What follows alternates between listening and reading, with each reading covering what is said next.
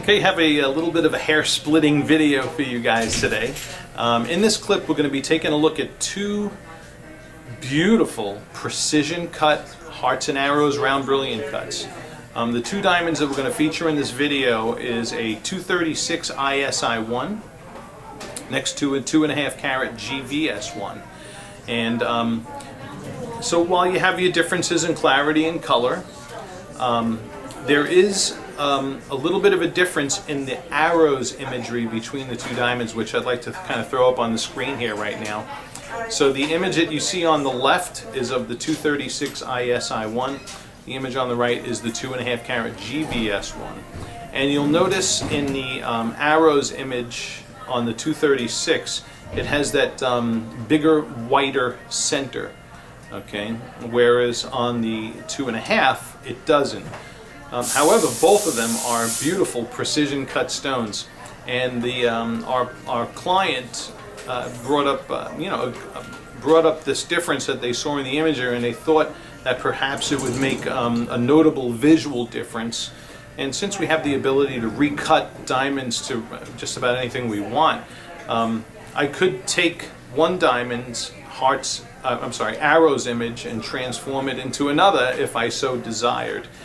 Of course, at the expense of a little recutting, but still not a big deal to do. So, if we see a notable difference in the visuals between these two diamonds, I would even recommend recutting it, because of course we want our clients to get the most bang for the buck and the most beautiful diamond for the money. So we're going to take a peek at these diamonds in 4 different lighting environments, and to see if we see any kind of notable difference that would cause us to want to, say, recut one into another. Alright, so check it out. Alrighty, so here we are first in our indoor diffuse lighting, and the diamond on the left is the 236 ISI1. The diamond on the right is the 2.5 carat GVS1. Alright, and right now we're seeing, because these are two hearts and arrows with AGS ideal light performance and meet the standards of GIA XXX, we're seeing a very similar brightness and contrast patterning here between the two diamonds. Let me move that down so you get the A sets up on the screen, or I should say the arrows images between the two. So both of these have superior brightness and contrast. Okay. Both beautiful. Very, very similar in their optics. Okay. Now we're going to go into spotlighting and look at sparkle. Alright, here we are in our dimmer spotlighting environment, looking at sparkle scintillation, and I have the diamonds positioned in the same orientation there, with the arrow facets pointing up at the 12 o'clock, and we see light bouncing on the same facets on those pavilion mains. You can see the one on the right, the light is maybe a little more intense, but it varies as I rock and tilt the two diamonds. Okay, but both of them gorgeous, both of them beautiful scintillation, top of the line scintillation within both of these diamonds. So far so good.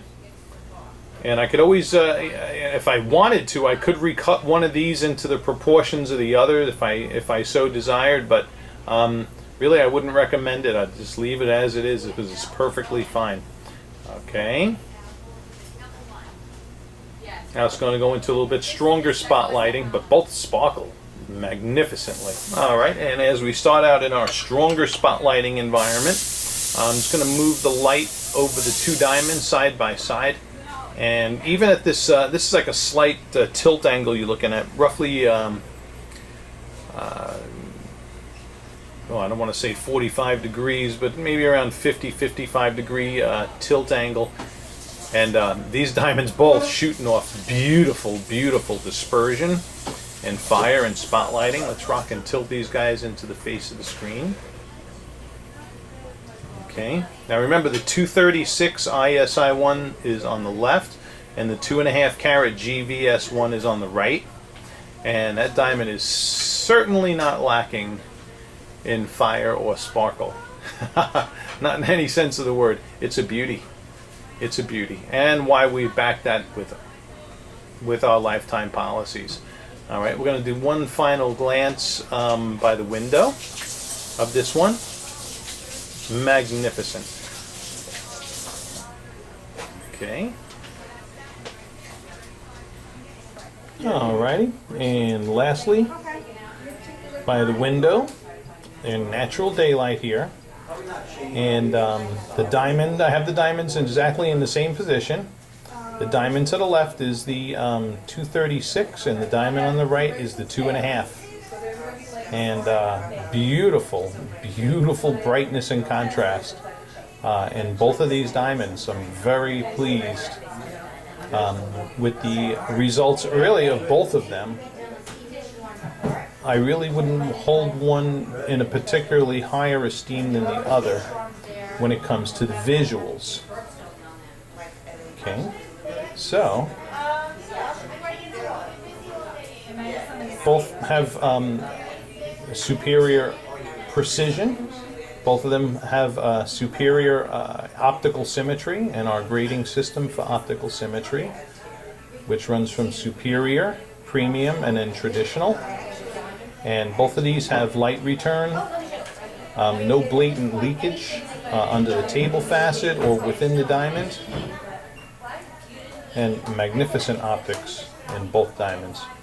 All right, so I hope that this video has helped really, most of all, put your mind at ease regarding the slight differences in the arrows imagery. And just to show you, you got a beautiful, beautiful diamond we're proud to back. All right, thanks for watching, and I hope this has helped.